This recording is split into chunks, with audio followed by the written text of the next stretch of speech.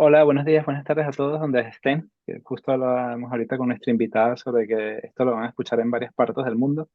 Mi nombre es David Masaira, yo soy el embajador de Alum USB ahí en Suiza, estoy en Zúrich. Nuestro invitado hoy está en Caracas y vamos a tener el placer de conversar hoy con la doctora Miriam Rangel como parte de nuestra serie de entrevistas de Conversando con USBistas. En momento publicitario, esta entrevista que estamos haciendo hoy se va a grabar y la escucharán a través de todas nuestras redes sociales, en Facebook, LinkedIn, Instagram, YouTube. Y además para la gente que le gusta más el tipo podcast, también la van a ver la van a tener disponible en Spotify, Google Podcast y entre otros. Em, en el previo hablaba con Miriam, que no es la primera entrevista. Estos días y semanas ha estado bastante ocupada respondiendo preguntas. No soy César Miguel Rondón, que fue una de las que vi hace poco, pero bueno, voy a intentar hacerlo lo mejor posible. Mm, Quitando este momento publicitario, una introducción a la carrera, maravillosa carrera ha tenido Miriam. Por favor, Miriam, corrígeme en cualquier momento si me equivoco en orden o en la fecha o en algo. Sí, Ella cómo es no. corte 89 y se graduó en la universidad de licenciada en física en el año 96. Hizo sus estudios, primeros estudios de posgrado en la Universidad de los Andes, con una maestría en física fundamental y luego posteriormente realizó su doctorado en astrofísica en la Universidad Friedrich Schiller en Jena, que está en Alemania, cerca de Leipzig, creo. Ujú, Bueno, para la correcto. gente de la ciudad más grande de alrededor. Como parte de su actividad de investigación, ha estado involucrada en varios proyectos y misiones, incluyendo el Observatorio Espacial Herschel y la misión Rosetta. Yo creo que la misión Rosetta a lo mejor depende un poco de la generación, pero muchos la recordamos como la primera misión que siguió un cometa en su órbita y lanzó un módulo desplegando el módulo, aterrizando en la superficie del cometa, y eso fue como un breakthrough moment hace bueno, sigue siéndolo, pero lo fue relevante en aquel momento. Em, Tiene una vasta experiencia en el desarrollo de instrumentación de a bordo de este tipo de módulos, incluyendo el procesamiento de datos y la recuperación de materiales y muestras in situ. También, por supuesto, en una carrera tan fructífera combina investigación con docencia y trabajo en la industria y ha sido profesora del CENAMEC y más recientemente consultora en la Agencia Espacial Europea y la Organización Europea para la Explotación de Satélites Meteorológicos. Si hice bien el background check, actualmente es investigadora en el Instituto Max Planck para la investigación del sistema solar. Y el hito más reciente es el lanzamiento de la misión JUICE de Jupiter Ice Moons Explorer, que despegó el 14 de abril. Va a tardar unos años, creo que 8 años en llegar a las lunas de Júpiter, Correcto. pero bueno, va a estudiar la posible habitabilidad de este sistema en torno al planeta, que es algo de lo que conversaremos en lo largo de la entrevista. Pero Miriam, un placer tenerte aquí en este espacio y gracias por aceptar la invitación. Sí, muchísimas gracias, David. Para mí es un placer estar con ustedes y también muchas gracias por la invitación para esta entrevista. Gracias, Miriam. Bueno, obviamente la audiencia de este tipo de entrevistas son la mayoría tanto estudiantes actuales como estudiantes de la Universidad Simón Bolívar. Así que la primera pregunta es que nos cuentes cómo comenzó todo, cómo llegaste a la Simón, por qué escogiste física y esos primeros días en la universidad. Sí. Bueno, mi pasión por la astrofísica y la astronomía comenzaron desde que yo recuerdo, desde que era una niña. Yo recuerdo que esperaba las puestas de sol, los atardeceres, para acostarme en el jardín de la casa de mis padres y ver la puesta del sol, las primeras estrellas. Y en aquel entonces yo tenía la ambición de contar las estrellas, esos punticos titilando, y una tarea titánica. Y luego de allí recuerdo de niña que viajaba para Mérida para visitar a mi abuelita, que vivía allá, en paz descanse, tanto como por tierra como por avión. Yo veía esas cúpulas del observatorio de Llano de Lato y yo soñaba estar algún día allí y ver por esos telescopios tantas cosas del universo que mis propios ojos no pudiesen ver. Y bueno, esa pasión fue acrecentándose a medida que pasé la escuela primaria, el bachillerato. Tuve mentores que me apoyaron mucho, me estimularon. iba al planetario Humboldt en Caracas. Y mis padres también ejercieron una influencia en mi pasión por la ciencia, por la física, por la astronomía y la astrofísica. Y fue entonces cuando me planteé, ya cuando estábamos a final del quinto año de bachillerato, qué iba a estudiar, qué iba a hacer.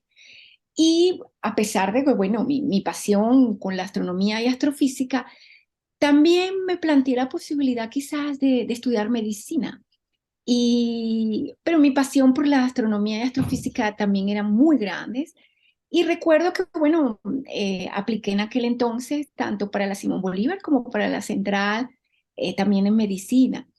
Como los periodos para escoger medicina son un poco más largos, decidí, bueno, me sentí tan contenta de haber salido en la Simón Bolívar y el primer año, que es el año en que estamos los que vamos a estudiar ciencia y los de ingeniería, todos juntos, allí definitivamente fue cuando decidí, no, lo mío es, y profesionalmente quiero ser astrónoma y astrofísica y quiero primero hacer mi licenciatura en física y mi sueño es esta universidad que cumplía con todos los requisitos para lograr mis objetivos. No, qué interesante. O sea, que desde pequeñita. Y bueno, Sí, creo que no lo mencionamos, pero estás hoy en Caracas, estás hablando desde Caracas. Así que tienes la sí, oportunidad de correcto, ver ese cielo tropical. Estamos acostumbrados correcto. aquí al Sí, cielo del norte. sí, estoy de visita en Caracas, en Venezuela. Trabajo, como bien mencionaste, en el Instituto Max Planck de Investigaciones del Sistema Solar en Göttingen. Allí está, bueno, mi oficina, mi sede desde hace ya más de 16 años. Y justo ahora, bueno, estoy en Caracas. Vale, muchas gracias. Em, la Simón, yo creo que todos la recordamos también como un sitio que es muy específico de ciencia y de ingeniería y tecnología, pero también nos da la oportunidad de hacer muchas cosas más. Durante tu pregrado, ¿estuviste en alguna actividad extracurricular o en algún grupo estudiantil? Durante ese entonces, bueno, todos los que hemos pasado y estudiado por la Simón sabemos lo que significan las semanas, la cuarta, la octava y la doceava, y unas semanas antes en los exámenes, que bueno, recuerdo que eran semanas de mucha tensión. También me interesaba, bueno, estaban los estudios generales, que usualmente los tomaba, tomé cursos en filosofía que me interesaban mucho, pero no solo de filosofía, habían cursos, por ejemplo, de el idioma extranjero, yo los tomaba en alemán. Y aparte de eso, bueno, participaba en las reuniones, por ejemplo, de que era el grupo de astronomía en aquel entonces. No estaba muy activa porque, bueno, no me permitía mucho todas las actividades académicas, pero a veces iba a las reuniones, me interesaba, me reunía con el grupo. eh, no pertenecía del cine directamente, pero iba al cine club, cuando pasaban películas muy interesantes y el tiempo me lo permitía. Y bueno, las salas de lectura, teníamos nosotros la sala de lectura de física, esa la compartí, la usé. Y bueno, me interrelacionaba con toda la comunidad en general, habían puntos de encuentro social, que era el típico Ampere, donde habían, bueno, discusiones a todo nivel, intelectuales, y también, bueno, tenía grupos, no solo del grupo de física, también entre todas las carreras logré tener amistades maravillosas con, por ejemplo, con los computistas, con ingenieros eléctricos, los geofísicos. Y bueno, era toda una comunidad eh, que no solo compartíamos el interés académico, sino también y científico, sino ni tecnológico, sino también el aspecto social. Hace poco, creo que la última persona que entrevistaron mencionaba algo en ese sentido. Yo creo que los estudios generales, los idiomas, los grupos estudiantiles dan la oportunidad también un poco de salir de esa, vamos a llamarlo burbuja, pero de tu carrera y tus compañeros del día a día, de las materias de los laboratorios, y aprender de la visión que tienen otras carreras. Yo creo que eso es un punto positivo. Más adelante vamos a hablar de tu parte como docente, pero aprovechando esta pregunta, te quería preguntar que cómo, cómo ves la educación de pregrado comparado, por ejemplo, ahora que estás en Alemania, has tenido la oportunidad de también acompañar a estudiantes de pregrado. ¿Cuál, cuál dirías que es un hecho diferencial, vamos a llamarlo, no, quizás no ventaja, pero hecho diferencial con respecto a tu tiempo en la Simón? Sí, claro, yo hablo desde el punto de vista de la época que yo viví en la Simón, que fue desde el 89 hasta el 96, donde en mi carrera recibí educación de punta, de vanguardia. Todos nuestros profesores eran profesores que venían de universidades alrededor del mundo, con posgrados y doctorados, y era realmente un verdadero lujo. Por ejemplo, en nuestra carrera de física, que éramos pocos, alrededor de 80, y en ya las materias más especializadas, éramos pequeños grupos donde realmente teníamos lo que yo llamo ese lujo de pocos alumnos, poder concentrarnos con un profesor, o el profesor concentrarnos con nosotros, y donde nos empapábamos mucho más de lo que estaba pasando también alrededor del mundo, ¿no? En física teórica y en física experimental. Y eso es algo que cuando yo luego me moví a otras universidades y llegué a Alemania, me di cuenta desde el punto de vista de formación, eh, realmente estábamos con el conocimiento de vanguardia.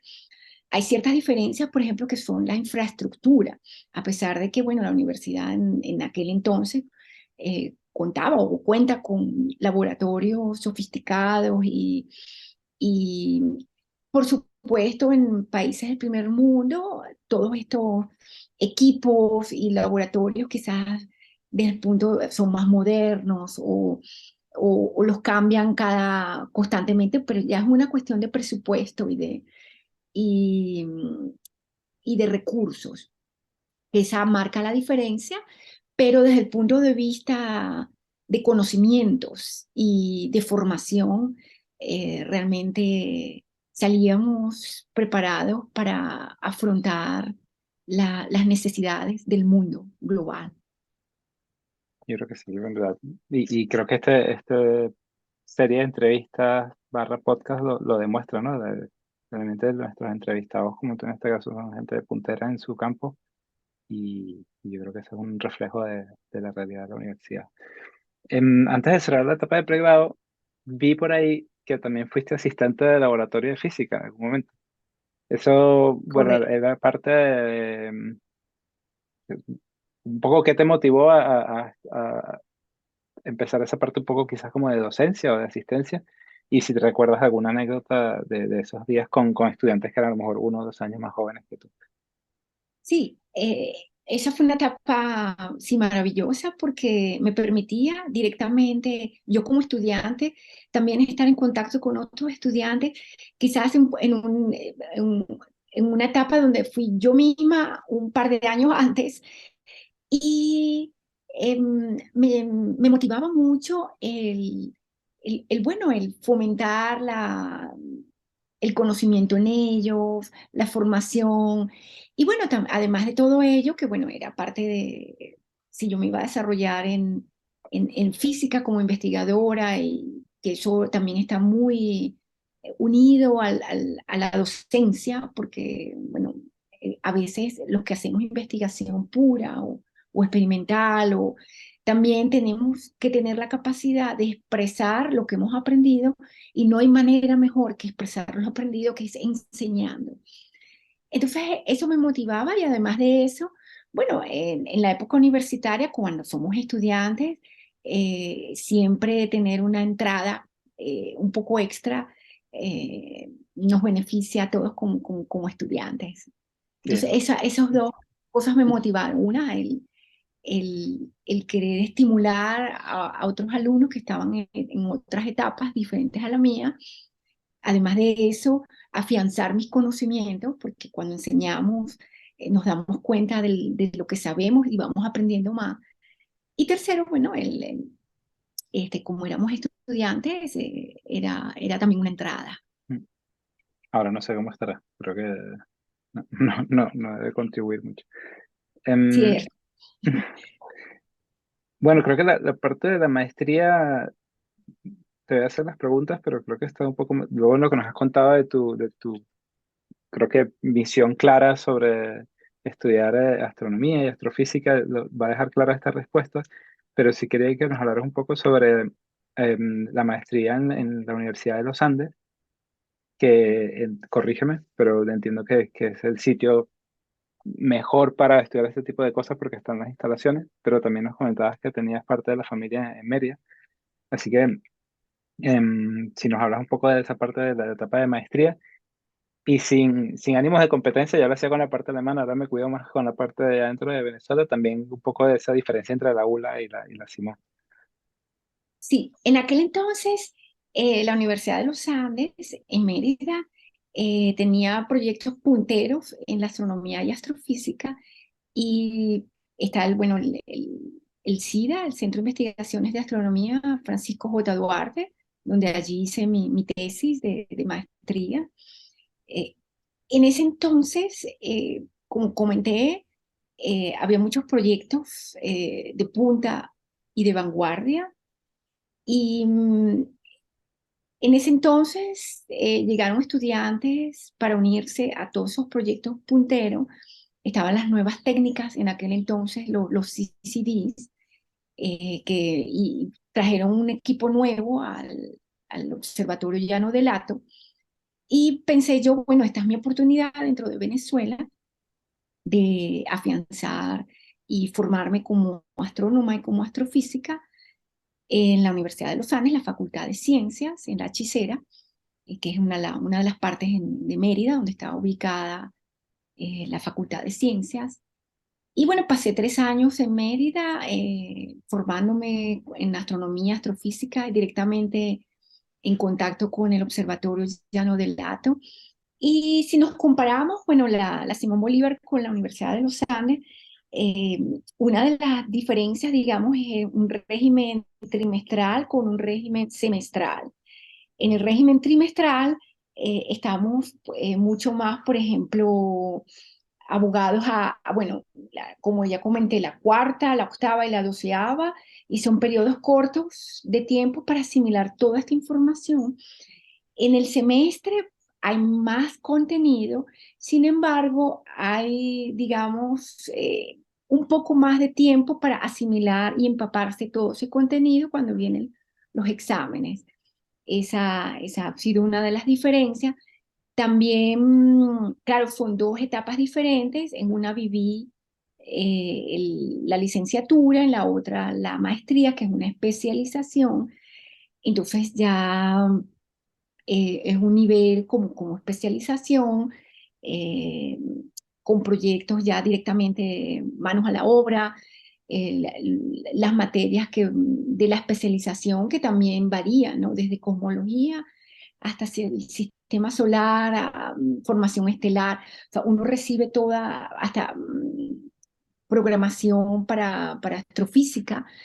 Eh, entonces, uno recibe todas esas herramientas puntuales para formarse como astrónomo o como astrofísico y que uno lo ve en la licenciatura son, digamos, a los últimos 2 años. Los primeros 3 años, pues uno ve más materias más generales de formación general de la carrera. Uno ve las matemáticas, la física 1, 2 y 3, luego ve las álgebras. Son, digamos, conocimientos fundamentales y claro, son etapas diferentes, ¿no? Ok, entiendo, muchas gracias. Em, luego de esa maestría ya cambiaste de país, ¿no? Fuiste a Alemania. ¿Fue una decisión, lo tenías planificado? Antes nos comentaste que estudiaste alemán en la universidad.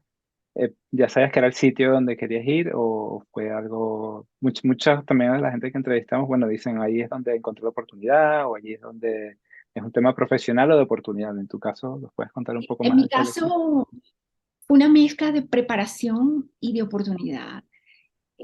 Luego que ya yo estaba estudiando mi maestría, yo quería luego de allí irme a continuarme especializándome en un doctorado en un país donde me diera las oportunidades de estar en consorcios muy grandes. A pesar que, bueno, Venezuela en aquel entonces tenía proyectos pioneros y de punta, quería estar, por ejemplo, en estos consorcios internacionales muy grandes, que son las propuestas, por ejemplo, de observatorios mundiales. Quería estar entre todos estos proyectos, por ejemplo, espaciales. Y en aquel entonces, bueno, Venezuela te permitía estar en diferentes tipos de proyectos y muchos de ellos también en teoría y unos que otros observacionales. Quería estar en algún país pionero que me permitiera estar en consorcios muy grandes. Entonces, quería además de eso un reto cultural.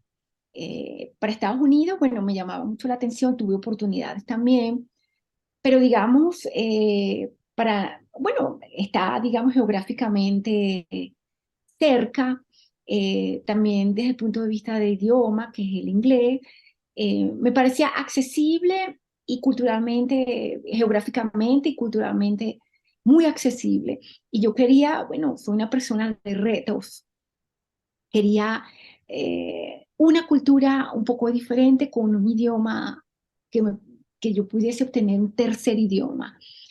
Y lo tenía claro que era Alemania por su manera de trabajar, por su disciplina, este, por estar inmersa en estos grandes proyectos y consorcios internacionales. Y quería, era mi deseo, era mi objetivo, me preparé para ello, fui preparando todo que necesito, que requiero, y luego fueron apareciendo las oportunidades. Aparecieron las oportunidades, en ese entonces me ofrecieron varios proyectos de doctorado y bueno, todos en Alemania y pude escoger la ciudad, pude escoger quiero este proyecto y sí, fue una Qué bueno, mezcla de preparación y de oportunidad. qué bueno, qué bueno. Creo que, bueno, corrígeme si me equivoco, pero el estar preparado más el soporte además que da la calidad de la educación de la universidad, no sé en qué porcentaje, pero también te ayuda a que vengan más oportunidades, ¿no? Es correcto. Si no estás preparado, pocas. Es No. correcto. De hecho, pueden llegar muchas oportunidades, pero si uno no está preparado, eh, esas oportunidades no se pueden alcanzar. Uno de los puntos claves para el éxito es eso, es la unión entre la preparación y la oportunidad. Y a veces sí hay un factor fortuito, un factor suerte allí a veces de eh, cómo es la constelación del sistema en donde esos parámetros se forman, pero en reglas generales sí, tenemos que estar preparados y luego las oportunidades, buscarlas también. No, Porque de no nada le iba a sirve, hacer. No te iba a hacer la sí, pregunta, perdón. la tenía allí porque sé que es muy delicada para las personas de tu campo, pero ¿crees que hay algo de suerte en las estrellas? Bueno, La gente se confunde, claro, pero sí, sí hay claramente una gran diferencia entre la bueno, astronomía y la astrología.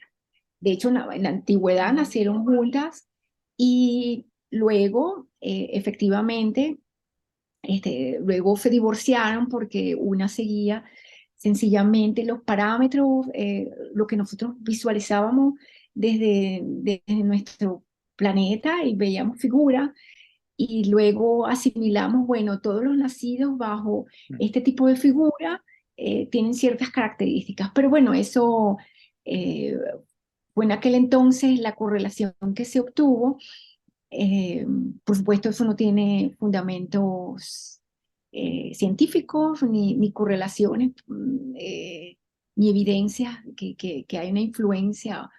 eh, Sin embargo, a lo que me refiero, bueno, y nada, nuestro destino no está escrito ni en las estrellas, están allí para estudiarlas y para entender quiénes somos, a dónde vamos, de dónde venimos, desde el punto de vista científico, que son las preguntas fundamentales. Pero hay algo en nosotros, en la humanidad, de que no tenemos el control de todo. Nosotros queremos muchas veces que tener el control de todos los parámetros, pero hay veces, hay cosas factores que juegan al azar, y eso es lo que nosotros podemos llamar sí, un poco de suerte o mala suerte, o cómo se alinean esos parámetros y cómo juegan, pero por supuesto nosotros tenemos que eh, trabajar en ello, tenemos que prepararnos, tenemos que buscar las oportunidades y bueno, ya con todos esos parámetros que no podemos controlar, tenemos Es que como la ciencia, ¿no? aceptarlos. Es como la ciencia. Exacto.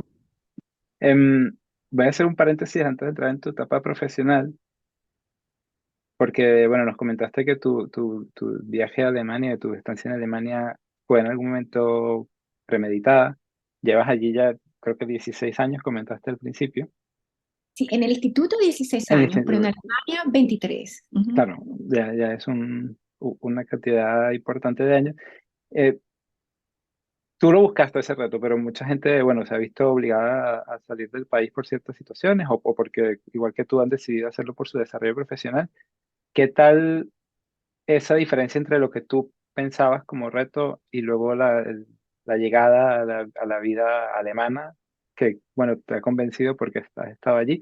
Mucha gente que está viendo esto también o son estudiantes o son personas ya profesionales que están pensando también en emigrar desde otro país hacia Alemania. ¿Cuál es lo que nos puedes compartir de tu experiencia y qué opinas sobre la vida allí? Sí, es una pregunta muy interesante porque todo lo que es nuevo y lo que no conocemos nos engendra miedos y es muy normal.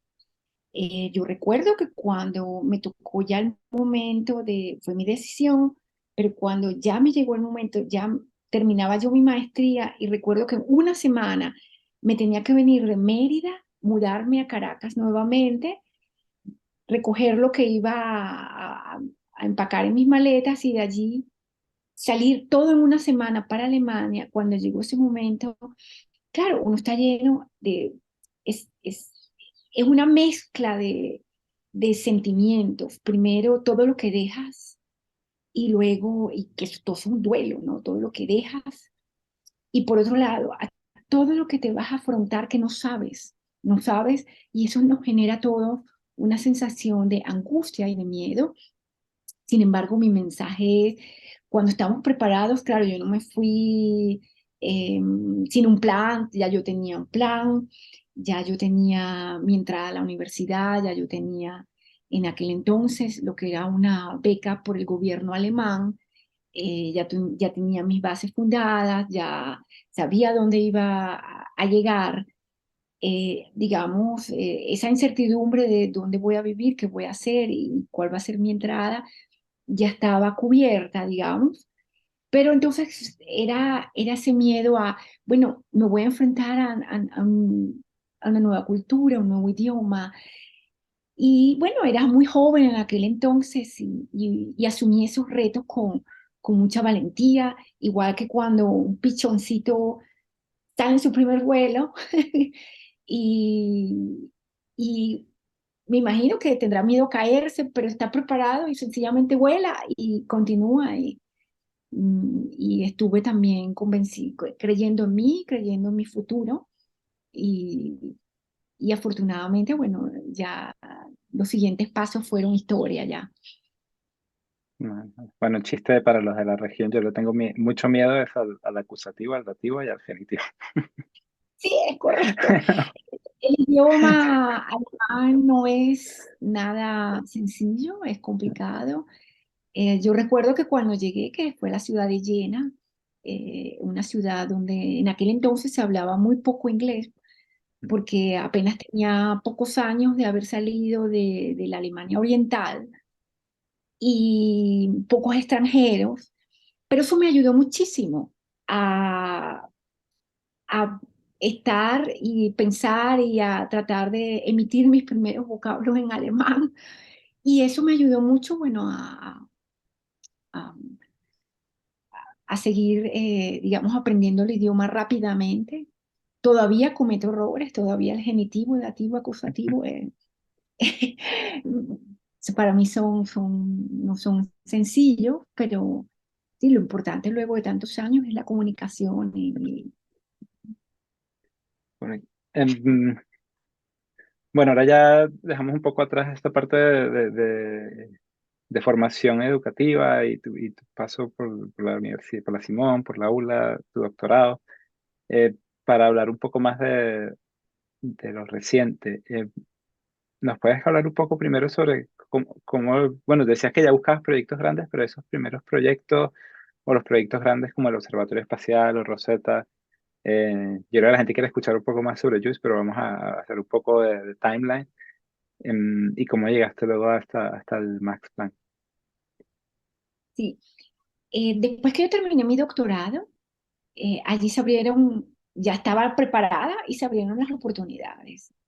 Eh, ya había pasado, bueno, hice también dos pasantías en aquel entonces en Múnich, en, un sector donde se hace mucha astronomía y astrofísica, que uno es el Max Planck, también de física extraterrestre, que está en esa zona en Garching, en Múnich, y también la ESO, que es el Observatorio Europeo Austral, y allí también, bueno, en esas pasantías que realicé, eh, durante ese momento que estaba terminando mi doctorado, bueno, me ofrecieron eh, la, el proyecto que se acababa de lanzar Rosetta y el Instituto Max Planck de Investigaciones del Sistema Solar, donde estoy hoy en día, en aquel entonces había obtenido las primeras imágenes de, de aquel entonces. Había ocurrido, la NASA lanzó un proyectil a un cometa y ese se llamaba el Deep Impact, ¿no? Y esta sonda europea, que es Rosetta, había obtenido las primeras imágenes y necesitaban, bueno, alguien que las analizara y las estudiara y ayudara a calibrar la cámara. Y yo dije, bueno, esto es ideal para No. mí. Solicité y bueno, quedé eh, para ese puesto. Y bueno, desde allí me uní al equipo de Rosetta y de una de sus cámaras que era Osiris. Y estando ya dentro de ese proyecto y desarrollándome, otro grupo de trabajo me propuso, se iba a lanzar en aquel entonces el observatorio Herschel. Y fue cuando me propusieron, Miriam, tú eres especialista en astronomía en el infrarrojo, tenemos aquí un gran proyecto que lo vamos a lanzar justo ese año, queremos que te unas a nosotros para no solo unirte a la parte de adquisición de datos y análisis de datos científicos, sino también para que formara parte de la calibración como científica de uno de los instrumentos.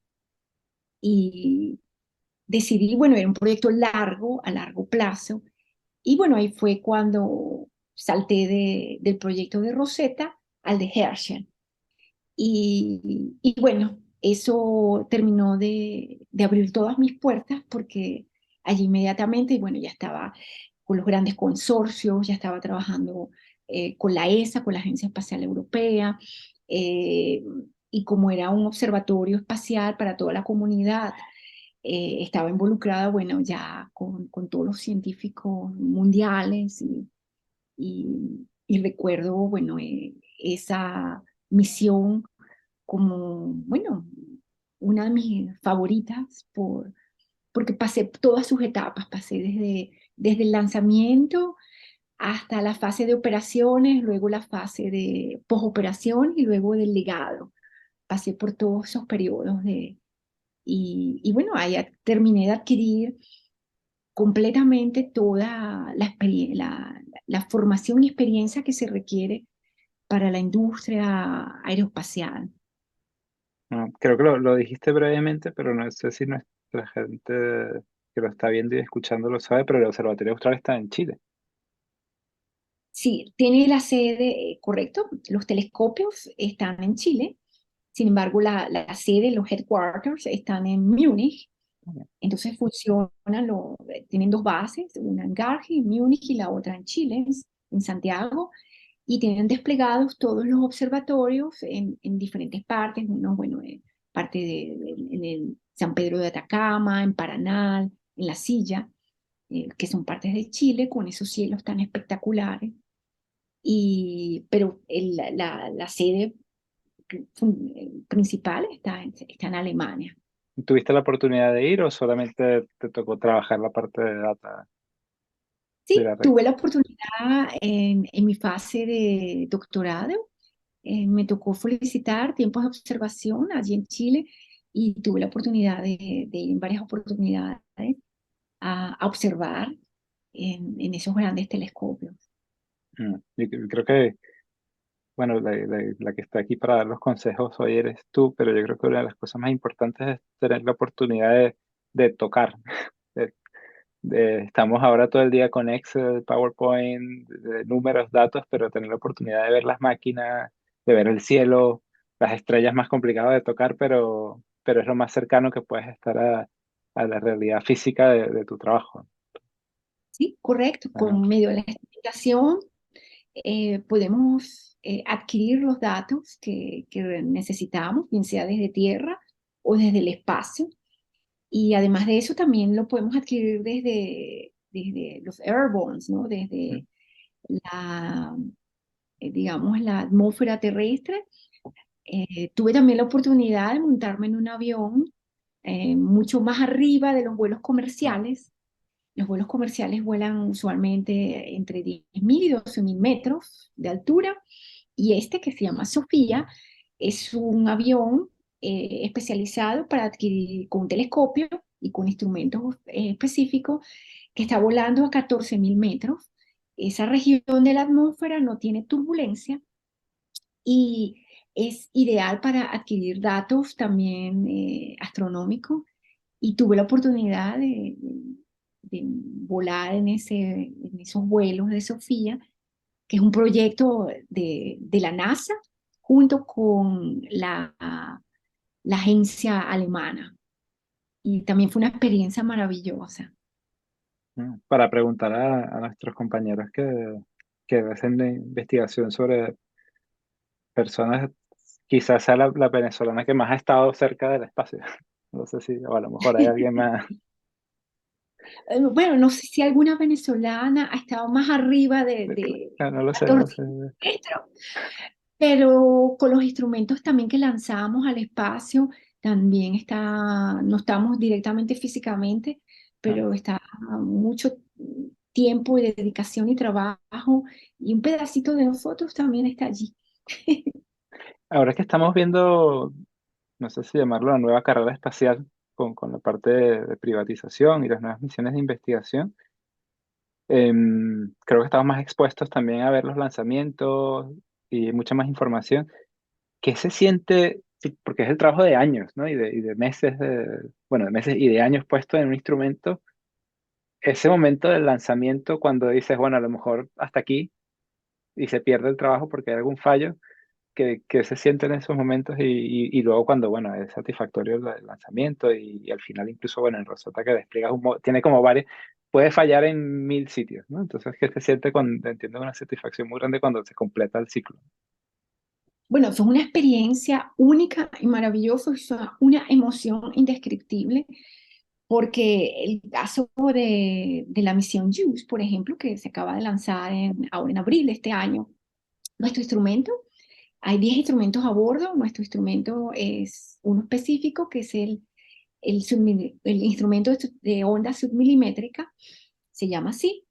Y este instrumento, desde mucho antes del 2012, ya lo estábamos concibiendo y ya lo estábamos elaborando, y fue cuando finalmente se propuso a finales del 2011 y se aprobó luego de una competencia internacional entre diferentes propuestas de instrumentación. Se aprobó en el 2012, y desde entonces, bueno, son tantos años de diseño, de construcción, y no solo la parte ingenieril, sino que haga el objetivo científico que queremos como meta. Entonces, ese es un ejemplo de cuando, desde mucho antes del 2012, todo ese proceso hasta su lanzamiento, 2023, en ese momento, cuando ya uno lo entrega, lo ensamblan, está en un cohete, en este caso fue el Ariane 5, y se lanza. Eso es una emoción porque inmensa, eso es indescriptible de tantos años de trabajo y que allí todavía no está el fruto, pero es un paso para ya de tierra al espacio, para continuar su viaje y luego en algunos años adquirir los datos científicos que nos van a permitir hacer las investigaciones que tenemos propuestas. Y bueno, esa sensación es indescriptible y es una mezcla también porque como has comentado, hay riesgos. Hay riesgos. De hecho, en el lanzamiento de JUICE estaba previsto para un día específico, que fue el día 13 de abril, y ese día no se lanzó porque hubo tormentas eléctricas y había riesgo de que uno de los relámpagos eh, cayera sobre las antenas o el mismo cohete. Y ay, bueno, mejor que el riesgo, ¿no? Con estas tormentas eléctricas. Y entonces se pasó al día siguiente, al 14, y todos estábamos, se lanzará, no se lanzará, se lanzará, no se lanzará, porque eso lo pueden cortar hasta 2 segundos antes del lanzamiento. Y entonces cuando lo aprueban, empieza el conteo final, ¿no? Entonces eso no es, ni se aproxima a lo que es un fin de año, ¿no? Que uno está con las uvas y estaba uno 30, 29, 28, ¿no? Porque eso ocurre todos los años, en cambio esto es una sola vez, ¿no? Entonces es una emoción y ya cuando despega y ya es una sensación realmente um, No, eh, llena de tantas emociones, ¿sí? no, qué bonito. Bueno, ahora tienes 8 años de preocupación hasta que llegue Sí, a destino, ¿no? sí, pueden pasar, por supuesto, muchas cosas en ese No, pero viaje esperemos. interplanetario, sí, y también que es una misión muy compleja desde el punto de vista también tecnológico, porque, bueno, va a viajar a un planeta que tiene un campo magnético muy alto, Mm, y además de eso, en el camino, bueno, hay rayos cósmicos, hay partículas, pueden pasar tantas cosas, ¿no? Y justamente esta semana se están encendiendo los instrumentos. wow. Nuestros instrumentos se acaban de encender hace un par de días y también fue emocionante de que se encendió y está funcionando. Me voy a concentrar porque si no te empiezo a hacer preguntas más técnicas. Bueno, corrígeme, pero esta fue la sonda Cassini la que llegó a Júpiter y llegó, que llegó Sí, un poco hasta casi las primeras etapas de la atmósfera, pero luego ya no, claro, se pierde. observó, tomó datos, pero la misión se dedicó fue a Saturno. Ok, Ujú. perdón. Vale. Em, bueno, llegando a Jules ahora, y creo que te lo habrán preguntado mucho en estos días. Entiendo que el objetivo de la misión es explorar la habitabilidad de las lunas. Eh, sí, bueno, obviamente la física, no todos somos aficionados de la física, pero sí me sorprendió que te preguntaran sobre la estructura de Júpiter como un planeta gaseoso y las lunas sólidas. Em, yo creo recordar, yo tenía un libro en la casa y hablaba sobre, era una novela de ficción, pero hablaba de los extraterrestres que venían de Ganímedes. Y luego también se especuló mucho sobre Europa, sobre vida en el potencial océano que hay bajo la corteza de Europa. Si nos puedes contar un poco, bueno, sobre el objetivo de la misión y luego sobre lo que tú esperas que lograr. JUICE tiene unos objetivos fundamentales. Uno de ellos, ya lo has comentado, es estudiar las lunas galileanas de Júpiter, que son Europa, Ganímedes y Europa. Ellas son muy importantes porque ellas tienen una superficie de hielo y debajo de esa superficie de hielo creemos que hay unos océanos. Y en esos océanos pensamos que probablemente haya vida primitiva, por ejemplo, bacterias, y eso sería, bueno, fundamental detectarlas o descubrir que exista, pero mucho más allá de eso, es estudiar qué condiciones se requieren para formar vida, la habitabilidad. Pero además de ese objetivo, también está el objetivo de estudiar también a Júpiter como un sistema. Júpiter es, bueno, es un planeta gaseoso eh, que tiene una dinámica, un clima, una atmósfera, y también queremos estudiarla con mucho detalle. Ya han habido observaciones previamente, sin embargo, esta misión nos va a permitir estudiar este gigante gaseoso con muchísimo más detalle y utilizarlo como arquetipo para estudiar también otros sistemas extrasolares. Hasta ahora conocemos más de 5.000 planetas extrasolares. Hay una diversidad de planetas, pero muchos de ellos son gaseosos, son gigantes gaseosos. Y estudiando a Júpiter con todo su detalle, podemos obtener también idea de cómo este tipo de planetas se forman, cómo evolucionan, y podemos entender un poco más y extrapolar todos estos conocimientos físico-químicos, por ejemplo, de la composición, la estructura de la temperatura, los vientos, el clima.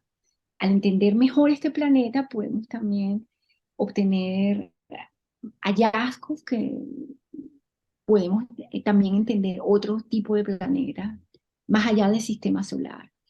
Entonces, esta misión tiene como base estudiar tanto a Júpiter como a sus lunas heladas, las galileanas, con detalle para estudiar el conjunto como un sistema, utilizarlo también como arquetipo para otros sistemas parecidos y estudiar la habitabilidad en general. Ujú. Bueno, estaremos pendientes en el 2031. Sí. Sí, Bueno, luego hasta estará los la parte primeros de datos. procesamiento de datos, claro, ¿no? Luego, hasta que lleguen los datos. Sí, primero Siempre, se obtiene, se analiza y luego de allí viene la, bueno, mm, las publicaciones.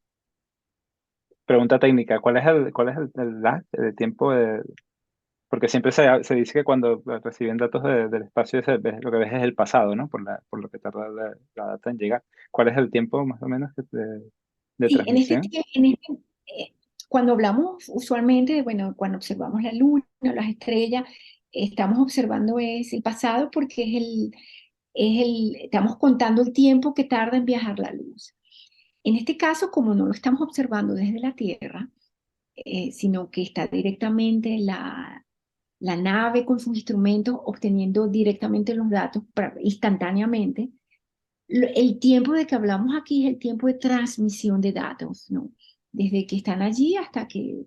Y eso depende mucho de, por ejemplo, el volumen de los datos, que puede tardar desde minutos hasta horas. Usualmente hablamos de horas. Eh, pero ya es un problema de adquisición de datos, hasta nosotros, hasta nuestras antenas en tierra. Ujú. No, es súper interesante. Hablaría contigo mucho más, pero tampoco te queremos abusar de tu tiempo. Eh, ¿qué hay después de Juice? ¿Qué viene en los próximos proyectos? Si tienes algo ya en cartera. Ah, Una pregunta también muy interesante porque, por supuesto, cuando se cumplen unos proyectos aparecen los siguientes. Este proyecto JUICE es un proyecto a largo plazo. Va a viajar o está viajando 8 años hasta llegar a su primer objetivo. Luego va a tener aproximadamente 3, 4 años va a orbitar a Ganímedes, adquisición de datos. Y luego de allí, no es que termine el proyecto, sino que continúa la fase, por ejemplo, de postoperatoria, y usualmente tienen una fase de legado, que esos son, bueno, proyectos muy largos, estamos hablando de, bueno, hasta prácticamente, probablemente finales del 2030, ¿no? Después de allí, bueno, ya yo estaré probablemente jubilada. Sin embargo, científicamente hablando, bueno, que hay más allá de JUICE, hay nuevos proyectos, porque todas estas agencias espaciales, tanto la NASA como la ESA, incluso la japonesa, la JAXA y otras más, siempre están en la construcción de nuevos proyectos. Yo también formo parte de otro proyecto que se llama Ariel, que es un proyecto que es un observatorio para estudiar atmósferas de planetas extrasolares. Está justamente ahora en la fase de construcción y su lanzamiento va a ser para el 2029. Entonces, este es otro proyecto paralelo en el que también científicamente estoy colaborando. Y además de eso, bueno, tenemos otros proyectos, tenemos un instrumento que está en estos telescopios de Chile, en el Very Large Telescope, y estamos actualmente adquiriendo datos científicos de planetas extrasolares, de las atmósferas. Entonces, esto en general, los proyectos continúan. Para mí, continúan, hay mucho más. Son cajas de Pandora, se abre Mm. una cajita y se abren nuevos conocimientos y continúan. Y bueno, los proyectos espaciales también continúan luego de toda esta fase. Bueno, continúa Ariel y luego de allí eh, está el otro desde Tierra que se llama ELT, que es el Extreme Large Telescope. Y para las futuras generaciones, bueno, hay propuestas ahora para ir a Urano, Mm. para ir mucho más allá de los planetas, para estudiar los objetos transneptunianos y mucho más allá, bueno, ya Ya está la los Voyager. confines de nuestro sistema solar. Ya solo está el Voyager por ahí, ¿no? Eh, Sí, Porque luego el tiempo exacto. de viaje hay que tenerlo en cuenta.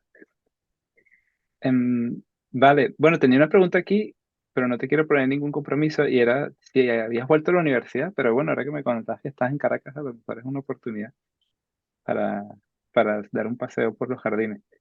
Em,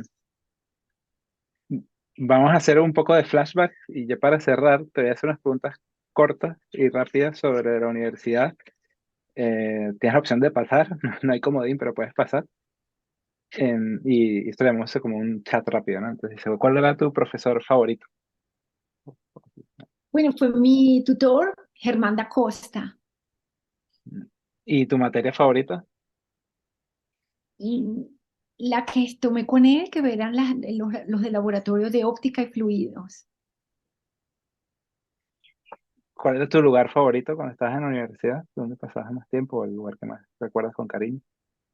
Pasaba mucho más tiempo, bueno, por la parte académica en el edificio de Física y Electrónica 1.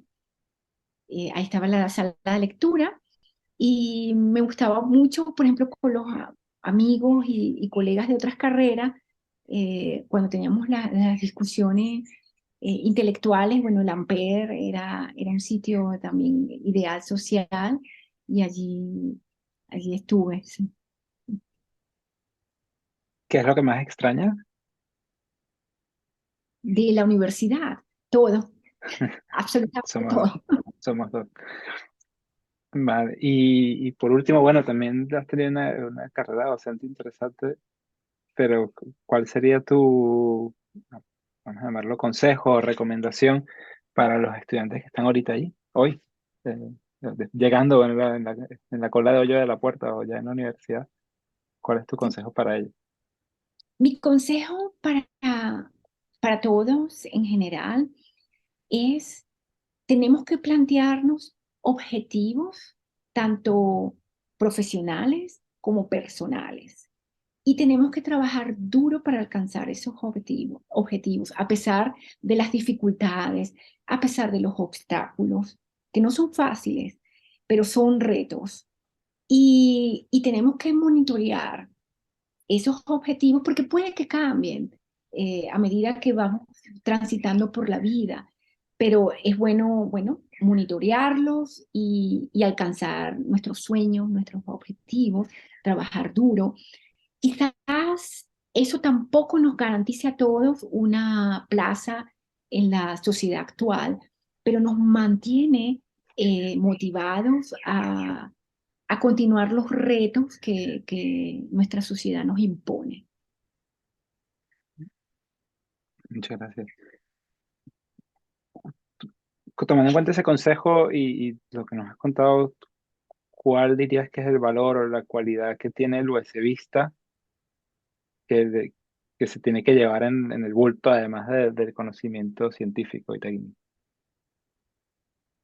En mi caso, y lo que vi y observé alrededor de la Simón Bolívar, nuestra querida Simón, es la disciplina. Se nos enseña allí, sobre todo ese régimen trimestral, a ser disciplinados, a esforzarnos y yo creo que además del conocimiento y de toda la parte social que aprendimos, a mí eso me influyó el resto de toda mi vida académica y científica y tecnológica y es esa disciplina de ese régimen trimestral. No sé si fue bueno o malo, pero puedo trabajar intenso y apasionadamente por largo tiempo y luego tomo mi pausa. Y eso ha sido una de las claves de mis éxitos. Mm, Muchas gracias. Hay un debate abierto ahora sobre los trimestres. Es otra situación, otra Venezuela que la que viviste tú, la que viví yo, porque muchos estudiantes trabajan también, entonces esos periodos intensos a veces se complican, pero yo creo que Es los correcto. trimestres es claramente una prueba de fuego y Sí, que endurece, sí, da esa capacidad de responder rápido y que hay que ser disciplinado, porque si no, en un momento, bueno, nosotros no llamamos con el ordinal, sino si decimos la 4 la 8 y la 12. Em, pero sí, sí, sí, eso es un importante. entrenamiento, eso es un entrenamiento para la vida, Mm, porque la vida cuando uno sale de allí se enfrenta uno a retos globales y los retos hay que buscar soluciones a veces rápidas y yo creo que todo ese entrenamiento de esa disciplina y el enfoque rápido nos hace tan fuertes, tan versátiles y a la vez tan creativos. Bueno, muchas gracias. Para cerrar y volviendo un poco a la parte publicitaria, yo no sé si conocías anteriormente el trabajo de Alumno SB, ya son casi 8 años, si no me corregirán mis compañeros, con esta red de voluntariado, de recaudación de fondos para proyectos en la universidad, más de 50 países, yo creo que el número de 50 ciudades, yo creo que el número va creciendo. No sé si has tenido la oportunidad de ir a los eventos que hay en Alemania. Eh, yo conozco, bueno, está gente en Heidelberg, en Múnich, en Berlín.